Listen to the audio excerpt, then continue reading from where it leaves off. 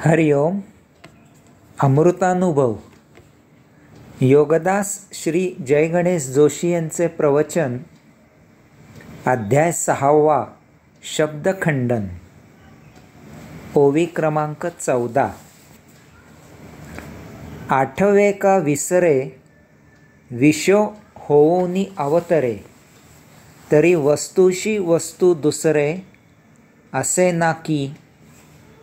अर्थात आत्मपरब्रह्म स्वानुभूती योगे प्रत्यक्ष दर्शनाने असो किंवा त्याच्या विस्मरणाने भौतिक वस्तुरूपात असो, तो त्याच्या सम तोच असतो.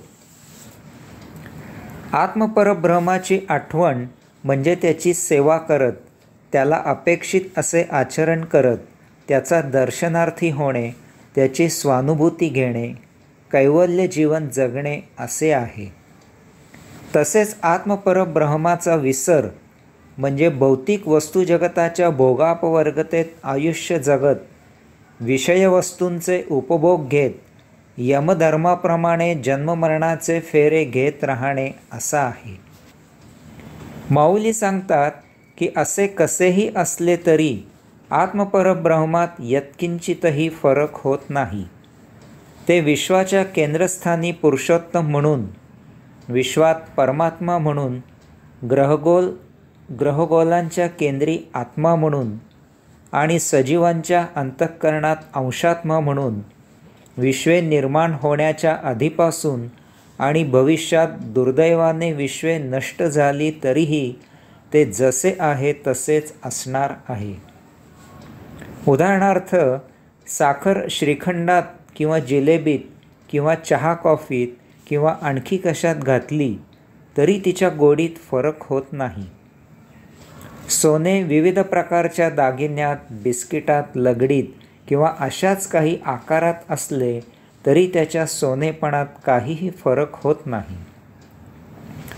एखादी व्यक्ती जागी असली किंवा ती झोपेत स्वप्न पाहत असली किंवा ती प्रगाढ झोपलेली असली तरीही त्याच्या अस्तित्वात काहीही फरक होत नाही. तसेच आत्मपरब्रह्म सदा सर्वदा सर्वत्र समप्रमाणात भरलेले आणि व्यापलेले आहे. त्याला कोठेही शोधा, ते सर्वांसाठी उपलब्ध आहे. त्यासाठी कसल्याही आणि कोणाच्याही मध्यस्थीची मुळीच गरज नाही. आपण त्याला शोधत आहोत हे महत्त्वाचे आहे. त्यायोगे त्याची स्वानुभूती मिळणे हाच एकमेव उपाय आहे. याला अन्य काहीही पर्याय नाही. ओवी क्रमांक 15. आपण आपणायाते, आठवी विसरे केऊते, काय जीभ जिभेते, चाखे न चाखे. अर्थात आपले आपल्याला कधी आठवावे लागते की विसरायला होते. जीभ कधी स्वतःची स्वतः चव घेते का? आत्मपरब्रह्माला शब्दांच्या मदतीने स्वतःला आठवायची गरज नाही. ते स्वतःला विसरू शकत नाही. आपली जीभ सर्व पदार्थांची चव घेते, तथापि ती आपली आपण स्वतःची स्वतः चव घेत नाही. तिला ती कशी आहे हे पडताळून पाहायची गरज नाही. उदाहरणार्थ, साखर स्वतःची गोडी तपासून पाहत नाही. फूल स्वतःचा स्वतः सुगंध घेत नाही. अत्तर स्वतःचे स्वतःला लावून चोपडून घेत नाही. आपण आपल्याला चिमटा काढून जीवित आहोत की नाही हे तपासून पाहत नाही. आपली आपण स्तुती करू नये. आपण कोण आहोत ते इतरांनी सांगायचे असते. त्यासाठी स्वतःच शब्दांचे बुडबुडे उडवत प्रसिद्धीच्या मागे हिंडू नये. यात एक दिवस आपले हसे होते, फजिती होते. ओवी क्रमांक 16. जागणे या नीद नाही, मा जागणे घडे काई, स्मरणास्मरण दोन्हीही स्वरूपी तैशी. अर्थात जागृत असताना निद्रा मुळीच नसते. मग जागेपणी जागृतीचा निराळा भाव असण्याची गरज नाही. याचप्रमाणे आत्मपरब्रह्माचे स्मरण आणि विस्मरण असते. माऊली सांगतात की जेव्हा आपण जागे असतो तेव्हा तेथे निद्रा नसते. निद्रेचा लवलेश नसतो म्हणून आपण जागे असतो.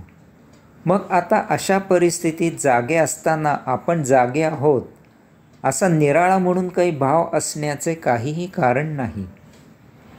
याचप्रमाणे आपल्याला आत्मपरब्रह्माचे कधीही विस्मरण होत नसते. केवळ अज्ञानमय निद्रेमुळे आपल्याला सदा असलेल्या आत्मपरब्रह्माचे विस्मरण झाले असे वाटते. अज्ञान हे भौतिक भोगापवर्गतेच्या आहारी गेल्यामुळे होते. जे आपण स्वतः आहोत त्याचे स्मरणही ठेवण्याचे प्रयोजन नसते. अशा परिस्थितीत त्याचे विस्मरण होण्याचा काहीच प्रश्न नसतो. जेथे आपली काही वस्तू हरवलेली नसते तेथे ती शोधण्याचा प्रश्न नसतो. यामुळे शब्द वापरून आत्मपरब्रह्माचे स्मरण करून देण्याचा प्रश्नच उद्भवत नाही. आत्मज्ञान प्राप्त करून आत्मपरब्रह्माची ओळख करून घ्यावी, जाण करून घ्यावी. आपण आत्मपरब्रह्माचे अंश आहोत हे जाणणे महत्त्वाचे असते आणि ते तेवढे पुरेसे असते. एकदा आत्मभान येऊन आत्मज्ञान प्राप्त झाले की स्वस्वरूपाची विस्मृती अशक्य असते. स्वतःला जाणून घेणे हे ज्ञानाचे लक्षण आहे, ती स्मृती नव्हे. आपण मूलभूत आत्मपरब्रह्माचे अंश आहोत हे ज्ञान करून घेणे महत्त्वाचे असते.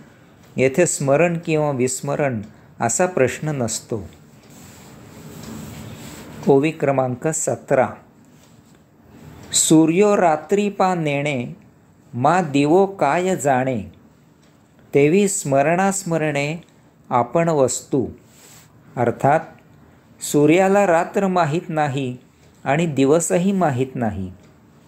याचप्रमाणे आत्मपरब्रह्माला स्मरण किंवा विस्मरण माहीत नाही. सूर्य स्वयंप्रकाशित आहे, त्याला प्रकाशाशिवाय अन्य काहीही माहीत नाही. यामुळे तेथे रात्र असण्याचा प्रश्नच नसतो. तसेच तो सदा सर्वदा प्रकाश स्वरूपी असल्यामुळे तेथे दिवस असेही काही नसते.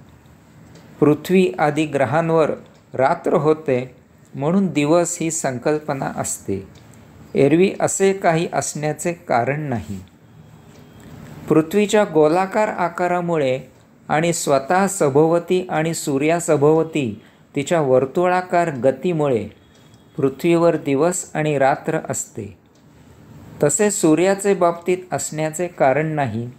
तो सदा सर्वदा सर्व बाजूने स्वयंप्रकाश स्वरूपी असतो. जर आपण पृथ्वीचे बाहेर अंतराळात गेलो तर तेथे दिवस किंवा रात्र असे काहीही नाही. तेथे सदा प्रकाश असतो. तसेच आत्मपरब्रह्म आदी अनादी सदा असणारे आहे. यामुळे ते आहे असे स्मरण असण्याचे कारण नाही आणि त्यामुळे त्याचे विस्मरण होण्याचेही काही कारण नाही. ते सदा आहे याच स्थितीत असते. सूर्य ढगांनी धुळीने झाकोळला जातो त्यावेळी येथे पृथ्वीवर त्याचा प्रकाश पोहोचत नाही. याचा अर्थ तेथे सूर्यावर रात्र असते असे नाही. वाऱ्याने जेव्हा ढग धूळ उडून दूर होते तेव्हा त्यामागे सूर्य जसा असतो तसाच असतो.